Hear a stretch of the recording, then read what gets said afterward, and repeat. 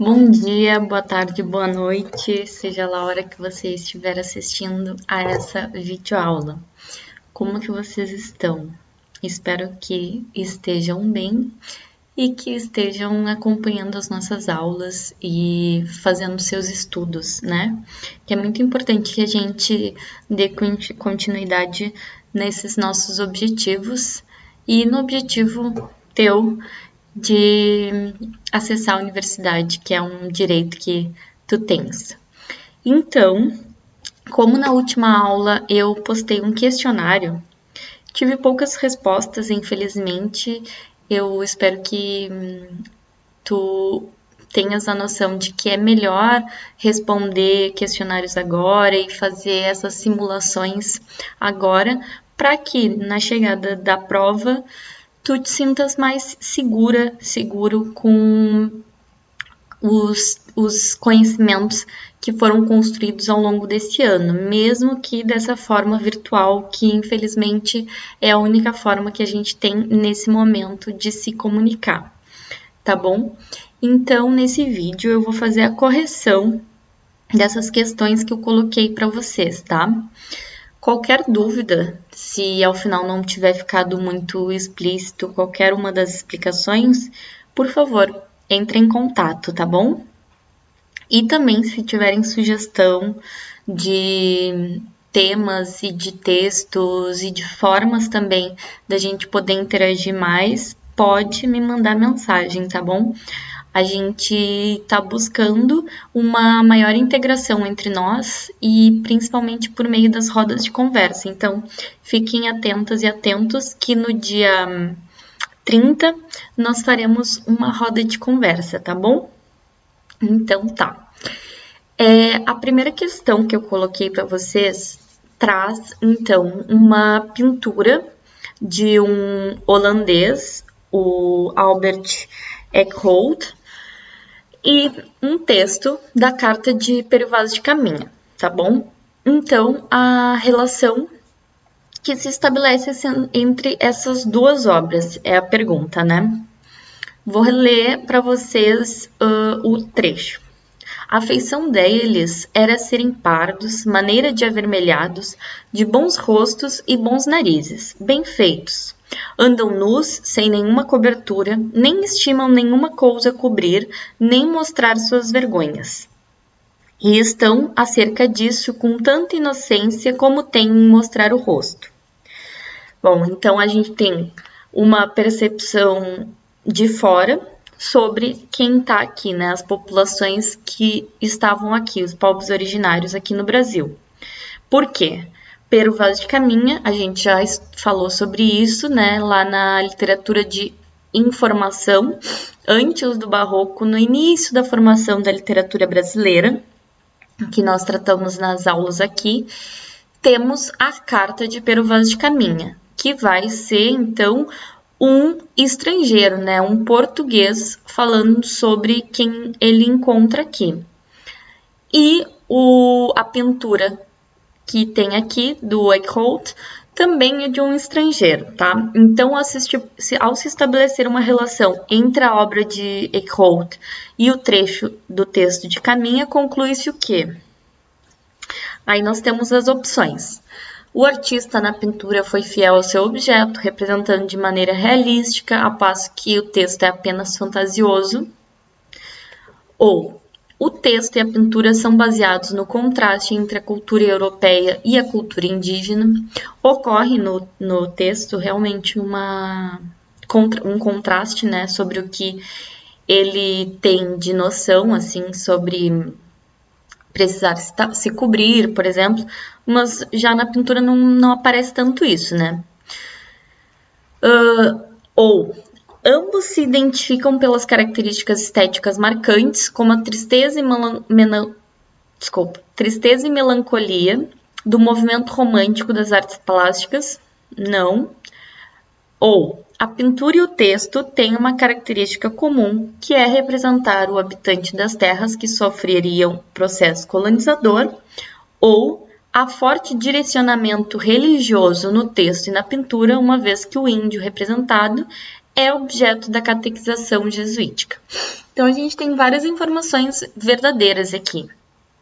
Por exemplo, que o índio vai ser objeto de catequização jesuítica, isso é verdade. Mas não há aqui neste texto, nessa parte do texto, o direcionamento religioso. Não há tristeza e melancolia nesses textos.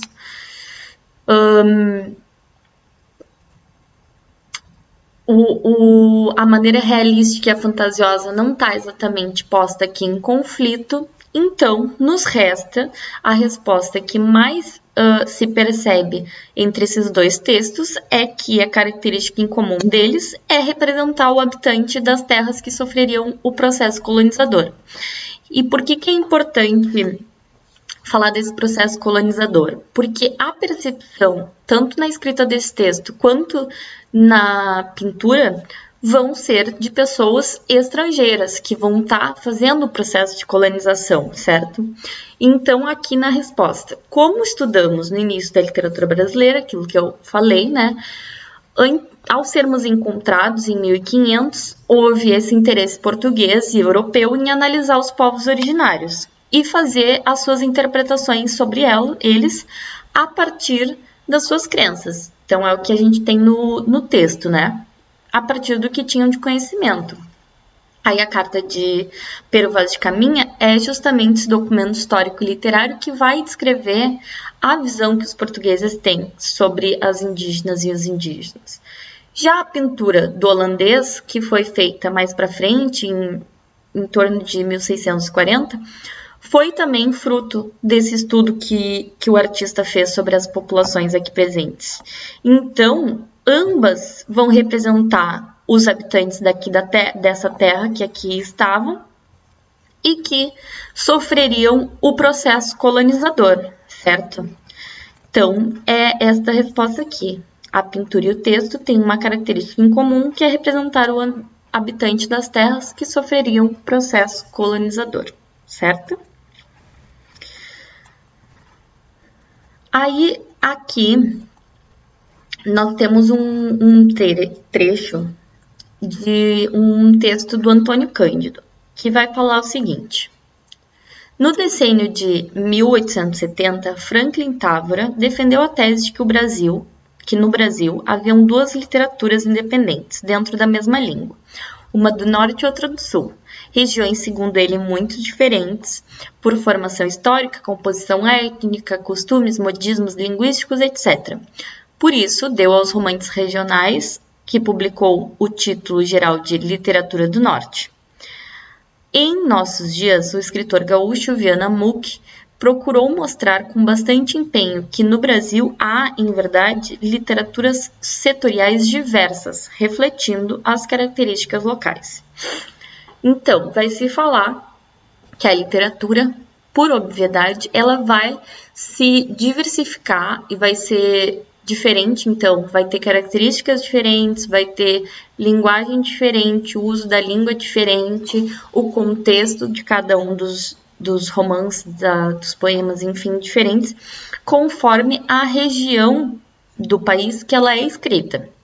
Então, com relação à valorização no romance regionalista brasileiro do homem e da paisagem de determinadas regiões nacionais, sabe-se o quê? Bom, vai ser difícil da gente saber tantas informações sobre cada um desses aspectos que se colocam em cada uma das alternativas. Por isso, dá para trabalhar com questões com eliminação nessa questão aqui, tá?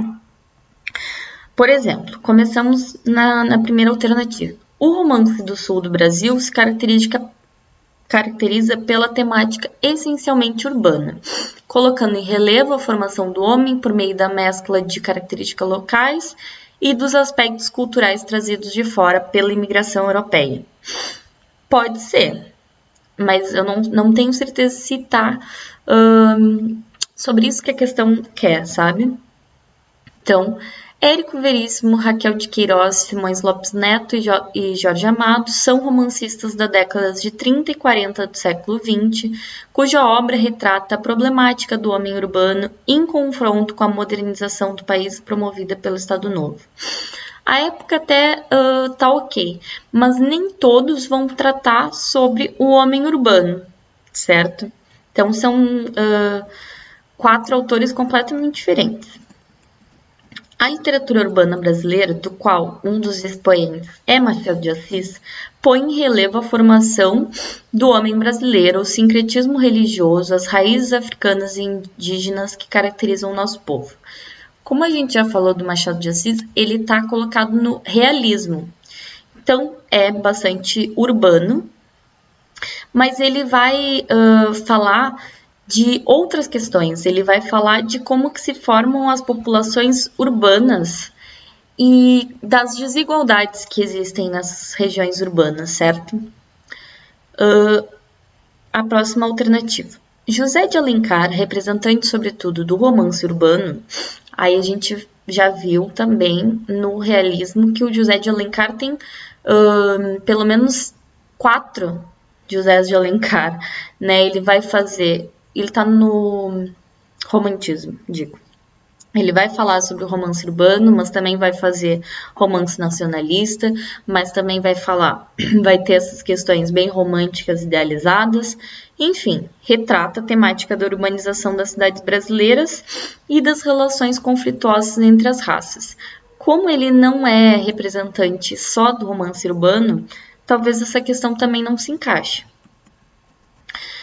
O romance do Nordeste caracteriza-se pelo acentuado realismo no uso do vocabulário, pelo temário local, expressando a vida do homem em face da natureza agreste, e assume frequentemente o ponto de vista dos menos favorecidos. Bom, por que essa é a resposta correta?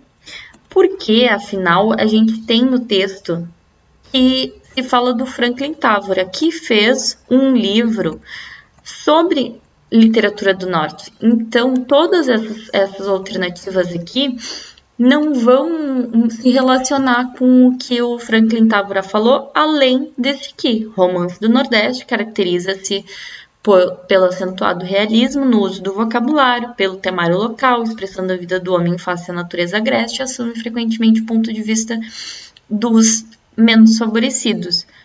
Essa é uma afirmativa correta. E se a gente for responder por eliminação, o texto vai falar do Franklin Távora, que fala justamente sobre literatura do norte. Então, a resposta que se refere a essa região é esta última. Por isso que ela é a correta, além de ser uma verdade, né? Que as outras não carregam. Bom, a próxima questão vai fazer a seguinte afirmativa como é que se chama? Perdi a palavra. Mas na questão, digamos assim.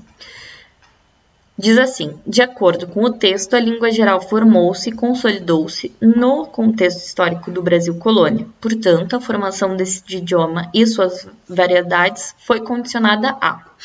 Bom, então vamos ler o texto. No Brasil colonial, os portugueses procuravam ocupar e explorar os territórios descobertos. Já está ali a resposta aparecendo para vocês, né? Mas eu vou ler igual.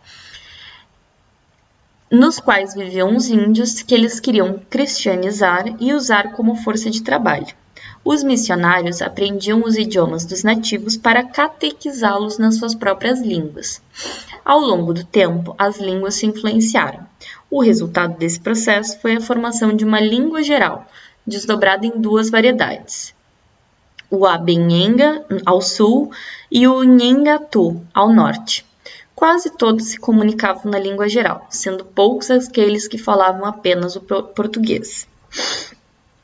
Então, essa língua geral formou-se, consolidou-se nesse contexto, né, de colonização. Aí, qual foi a condição para que essa formação de idioma fosse feita?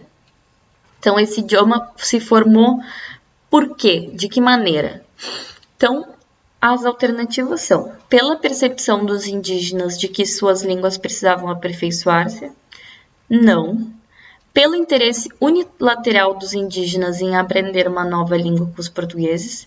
Possivelmente não, porque eles não teriam por que ter interesse em aprender o português, já que eles se comunicavam muito bem. Pelo interesse dos portugueses em aprimorar o saber linguístico dos índios, não, porque não era esse interesse dos portugueses, e sim cristianizar e usar os indígenas como força de trabalho. Aí, pela distribuição espacial das línguas indígenas, que era anterior à chegada dos portugueses, essa é a afirmativa correta. Por quê? Porque está dizendo sobre como que era anteriormente e o que aconteceu. Tanto que no texto se fala que esse processo de formação houve variedades numa região e em outra, porque o Brasil, sendo imenso, tinham muitos indígenas, né? A gente falou sobre isso na aula sobre barroco, que eram milhões de indígenas aqui, né? Ou a última afirmativa pelo interesse dos indígenas em aprender a religião dos portugueses, que também é errôneo. Então, a resposta vai ser: quem tinha interesse em se comunicar eram os portugueses com as indígenas, portanto, essas indígenas não tinham interesse em aperfeiçoar sua língua, nem aprender a nova língua, nem aprender sobre essa religião, e os portugueses é que tinham interesse nas indígenas em cristianizar, catequizar e usar eles como como força de trabalho. Então, essa língua geral, ela foi diversa em função da distribuição espacial dos indígenas, certo? E aí a gente pode pensar em todas essas questões, né? De quantas línguas que a gente perdeu nesse processo, de como que foi esse processo cristianizador, catequizador dos portugueses sobre os indígenas. Enfim, são muitas as questões a serem respondidas. Então, a próxima pergunta. Temos aqui a questão. De acordo com as considerações de Massoud no texto 2, o texto 1 centra-se. Então, a gente tem que conhecer o texto 1. Se eu tenho de morrer na flor dos anos, meu Deus, não seja já. Eu quero ouvir na laranjeira à tarde cantar o sabiá. Meu Deus, eu sinto e bem vês que eu morro respirando esse ar. Faz que eu viva, Senhor, dá-me de novo os gozos do meu lar. Dá-me os sítios gentis onde eu brincava, lá na quadra infantil. Dá que eu veja uma vez o céu da pátria, o céu do meu Brasil. Se eu tenho de morrer na flor dos anos, meus Deus, não seja já. Eu quero ouvir o cantar da laranjeira à tarde, cantar o sabiá. Então, Casemiro de Abreu, no Romantismo, escreve esse texto, esse poema, né? E aí o Massoud de Moisés vai falar o seguinte: a ideologia romântica, argamassada ao longo do século XVIII e primeira metade do século XIX, já estudamos, introduziu-se em 1836. Durante 4 decênios, imperaram o eu, a anarquia, o liberalismo, o sentimentalismo, o nacionalismo, através da poesia, do romance, do teatro e do jornalismo, que fazia sua aparição na época. Então, a gente tem conhecimento sobre como que se dava o romantismo e a gente tem aqui o conhecimento de um poema romântico. Então, temos aqui as alternativas. Então, o texto 1 vai centrar em quê? No imperativo do eu, reforçando a ideia de que estar longe do Brasil é uma forma de estar bem, já que o país sufoca o eu lírico, muito pelo contrário, ele está pedindo que não morra longe do Brasil, porque o que ele quer é voltar ao Brasil. No nacionalismo, reforçado pela distância da pátria e pelo saudosismo em relação à paisagem agradável onde o lírico vivera sua infância, evidente, nós vamos ler as próximas. Na liberdade formal, que se manifesta na opção por versos sem métrica rigorosa e temática voltada para o nacionalismo. Bom, se vocês verem aqui, porque também aqui nessa questão fala sobre nacionalismo, né? Então talvez fique, pode ser essa. Mas vamos fazer uma análise bem simples da rima desse texto, só para vocês verem que não tá com liberdade tanta liberdade formal assim. Por exemplo, começa aqui: não seja já, sabiá. Morro, novo. Ar, lar. Brincava, pátria. Infantil, Brasil. Já, sabiá. Então, tem aqui uma estrutura de rimas. Então, não há tanta liberdade formal assim, certo? No fazer anárquico, entendida a poesia como negação do passado e da vida? Não. No sentimentalismo, por meio do qual reforça a alegria presente em oposição à infância, marcada pela tristeza? Não. Então, ficamos com no nacionalismo. Então, a resposta é, como já estudamos no romantismo, esse idealismo muito latente nos textos das autoras, e uma das fases do período refere-se justamente à formação da identidade nacional do Brasil, o apego ao que é natural da nossa terra.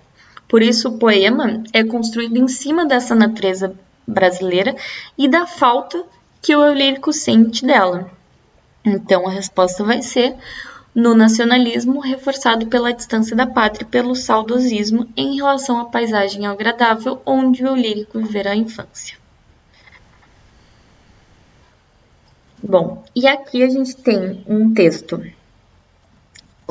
do Memórias Póstumas de Brás Cubas, e a questão vai ser: a filosofia de Quincas Borba, a Humanitas, contém princípios que, conforme a explanação do personagem, consideram a cooperação entre as pessoas de uma forma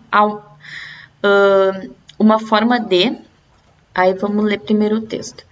Quincas Borba mal podia encobrir a satisfação do triunfo. Tinha uma asa de frango no prato e trincava com filosófica serenidade. Eu fiz-lhe ainda algumas objeções, mas tão frouxas que ele não gastou muito tempo em destruí-las. Para entender bem o meu sistema, concluiu ele, importa não esquecer nunca o princípio universal, repartido e resumido em cada homem. Olha, a guerra, que parece uma calamidade, é uma operação conveniente, como se disséssemos o estalar de dedos de Humanitas. A fome, e ele chupava filosoficamente a asa de frango, a fome é uma prova a que Humanitas submete a própria víscera. Mas eu não quero outro documento da sublimidade do meu sistema, senão este mesmo frango. Nutriu-se de milho que foi plantado por um africano, suponhamos, importado de Angola.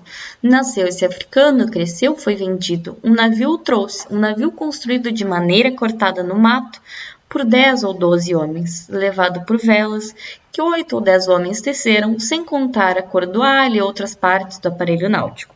Assim, este frango que eu almocei agora mesmo é resultado de uma multidão de esforços e lutas executados com o único fim de dar mate ao meu apetite. Então, o que a gente tem aqui? Todas as cooperações, todas as opressões, tudo que veio antes de um cadáver morto no seu prato para que ele pudesse comer, vai fazer toda uma criação em torno do quê? De atender aos interesses pessoais do Quincas Borba, certo? Então, ele não tem... A Humanitas não vai prever e erradicar a desigualdade social, porque ele não faz a crítica sobre essas pessoas que foram escravizadas em Angola, por exemplo, não fez a crítica sobre como que se deu a construção do navio, não fez a crítica sobre como que foi desmatado para se fazer um navio, não foi criticado a morte do frango para que ele pudesse comer, não se estabelece vínculos sociais profundos, não minimiza as diferenças individuais e, muito menos, luta pelo bem da coletividade. Então, toda a cooperação das pessoas vai se dar para atender aos interesses pessoais dele. Então, a partir da leitura desse trecho, seria possível criticar a posição adotada pelo personagem, que reconhece a existência de diversas ações negativas cometidas a diversos seres humanos, mas ao final o que ele percebe é apenas o conjunto de ações que o favorece, que o alimenta. Por isso, então, o Humanitas é essa filosofia que busca atender a interesses pessoais.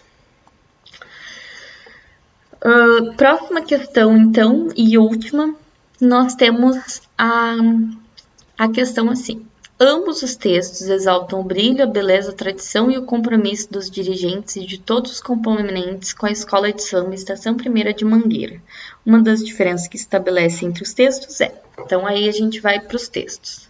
O texto 1 vai ser o samba enredo, tá? Que se chama Chão de Esmeralda. Me sinto pisando um chão de esmeraldas quando levo meu coração à mangueira. Sob uma chuva de rosas, meu sangue jorra das veias e tinge o tapete para ela sambar. É a realeza dos bambas que quer se mostrar, soberba garbosa. A minha escola é um catavento a girar, é verde, é rosa, ó, abre alas para a mangueira passar. Já o texto 2 vai dizer o seguinte. Quando a escola de samba entra na Marquesa Sapucaí, a plateia delira, o coração dos componentes bate mais forte e o que vale é a emoção. Mas, para que esse verdadeiro espetáculo entre em cena, por trás da cortina de fumaça dos fogos de artifício, existe um verdadeiro batalhão de alegria. São costureiras, aderecistas, diretores de ala e de harmonia, pesquisador de enredo e uma infinidade de profissionais que garantem que tudo esteja perfeito na hora do desfile. Então, quais são as diferenças, qual é uma, pelo menos, das diferenças que se estabelecem entre os textos? Primeira afirmativa. A letra de música privilegia a função social de comunicar a seu público a crítica em relação ao samba e os sambistas. Não é isso que a letra de música faz, né? Outra. O texto 1 sugere a riqueza material da mangueira, enquanto o texto 2 destaca o trabalho na escola de samba. O texto 2 destaca o trabalho na escola de samba, mas o texto 1 não é para sugerir a riqueza material, né? É para exaltar, digamos assim, e fazer toda uma metáfora, né? Ao associar esmeraldas e rosas às cores da escola, o texto 1 acende a rivalidade entre as escolas de samba, enquanto o texto 2 é neutro. Não há aqui uma rivalidade exposta, né? É a letra de um samba enredo, que vai fazer a sua exaltação sobre o tema, né? O artigo jornalístico cumpre a função de transmitir emoções e sensações, mais do que a letra de música. Não é mentira, porque o artigo jornalístico não tem essa intenção, né? E a última alternativa, que é a correta, a linguagem poética no texto 1 valoriza imagens metafóricas e a própria escola, enquanto a linguagem no texto 2 cumpre a função de informar e envolver o leitor. Exato. Então, como resposta, a gente tem essa última alternativa, porque os dois tratam de assuntos idênticos, que é a escola de samba. Um vai ser o samba enredo e outro vai falar sobre. Então, a gente tem aqui dois textos de gêneros textuais completamente diferentes, né? Um é uma poesia, um samba enredo, e outro é um texto jornalístico.